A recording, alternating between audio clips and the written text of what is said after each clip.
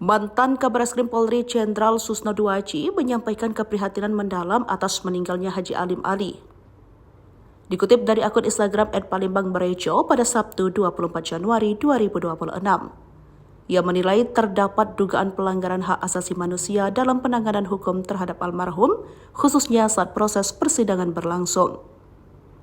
Ia menyoroti kondisi kesehatan Haji Alim yang disebut telah dinyatakan sakit oleh dokter, namun tetap menjalani persidangan dan berada dalam tahanan. Ia pun mempertanyakan pihak yang harus bertanggung jawab atas meninggalnya Haji Alim di tengah proses hukum.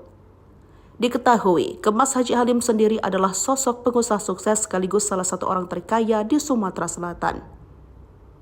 Keberhasilannya mengembangkan usaha membuat ia kerap dikunjungi pejabat tinggi, termasuk Prabowo Subianto hingga Presiden Joko Widodo.